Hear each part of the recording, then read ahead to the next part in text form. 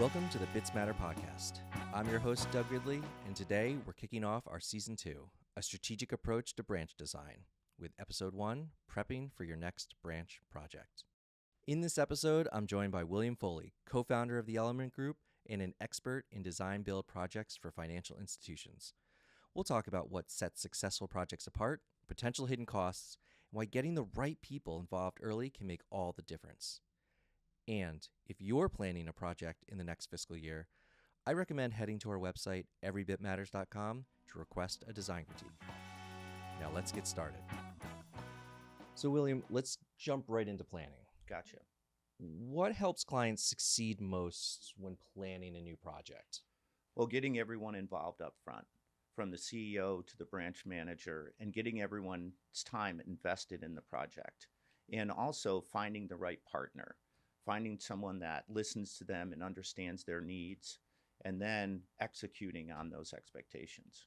When you talk about, making sure the right people are in the room, I feel like that speaks a lot to our process, having all that experience, knowing like we got to include all of these people up front because we don't want any surprises farther down the road. Exactly. And the CEO understands what his needs are, and the branch manager will understand functionality and will understand space and needs of the branch. They get that buy-in right away. Correct.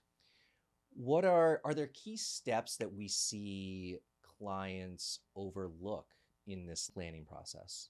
Well, there's permitting fees, there's unforeseen conditions in the existing structure, there's planning and zoning, there's building department issues that will arise. So all those things need to be identified early on in the project. And if you do your correct due diligence, you can overcome those. And what we can do is add this list to the show notes so listeners can reference them in the future. What are some hidden costs institutions should be aware of when starting to plan their project? Unforeseen conditions that occur in the structure, existing structure. Permitting fees are always a hidden cost. Planning and zoning, there's a lot of planning and zoning fees. Connection fees when you have new builds. So all those things have to be taken into consideration when planning a project. And we know these things can pop up. So how can clients avoid or at least minimize these situations? Well, if you do your proper due diligence and you review existing drawings, you look at existing structural issues, you talk to the planning department, you talk to the building department, and kind of do all that early phase construction needs, then you can avoid a lot of these unforeseen conditions. And I guess, too, we talk about like there's always going to be something that pops up. And like we've seen CEOs actually put in contingency budgets with their board so that way they don't have to go back and ask for money.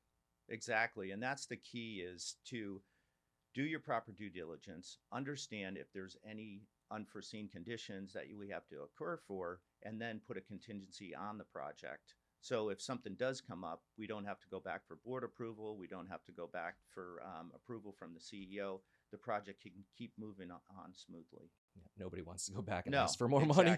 Exactly. That's the hardest part.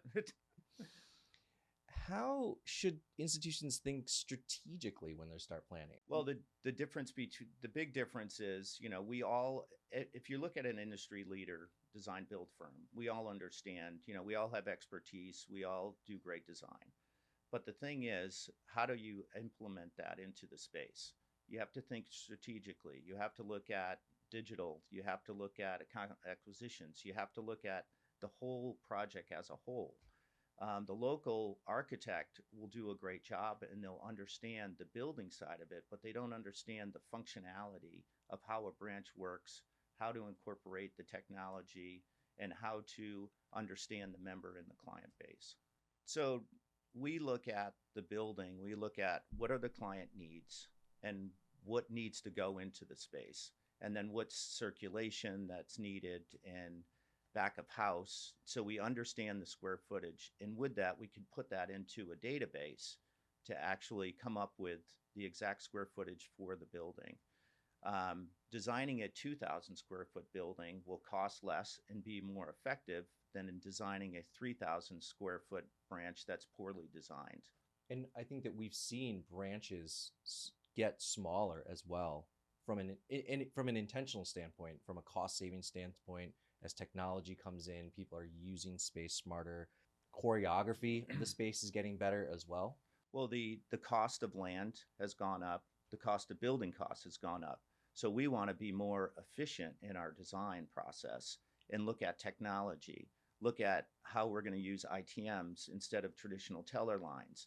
How do we use smaller spaces for our offices and things like that? So kind of cut down the square footage. And probably 5-6 years ago, branches were 4,000 square feet. Now we're looking at 2,000, 1,500, and even 700 square foot branches that can allow and function the same as a larger square foot branch.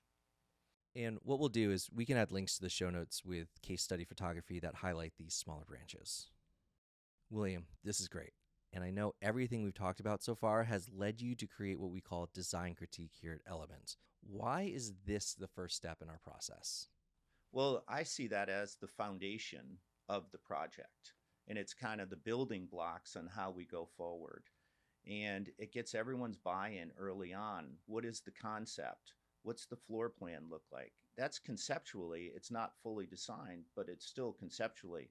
We do a couple renderings to help them understand visually what the space is going to look like. And the other big thing is we look at the budget and we look at the timeline. No project's going to go forward without board and budget approval. So we kind of mitigate that right out of the gate, is to have a really well-defined budget to help them get their approvals to move forward with the project. Sometimes, clients will come to us and say, hey, we have this idea, or I've got sketches from another architect or something, and just something doesn't seem right. Can I get a second opinion as well? Knowing that we do have that expertise to bring to the project, and a new set of ideas potentially even as well. And that's where we get excited to get our design team and our project manager and our strategic planners involved, look at what they've done, because there's always a little bit of equity in what they've done. Mm-hmm. So we take that as the baseline, and then we come up with some new ideas and new critiques and kind of go from there. And again, define the budget and define the timeline. Well, William, thank you for joining us. Any parting thoughts to institutions as they start their 2026 budget planning season?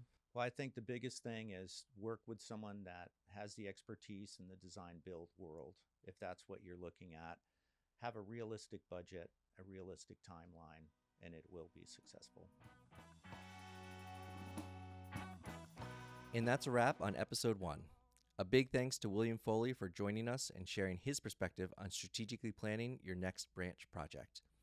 If you're preparing for budget season and unsure where to begin, keep in mind that upfront planning isn't solely about drawings and numbers.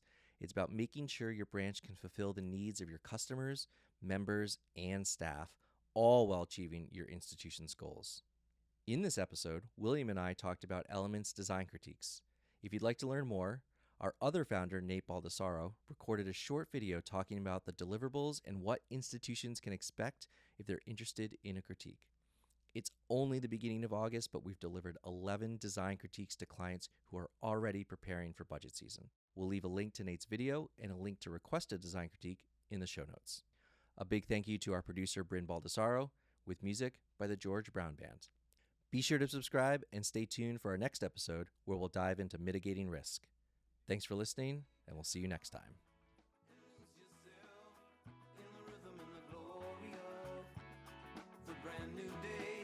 Sing a song of celebration, and hope, my friend, that we're gonna find a chance to love just one more day.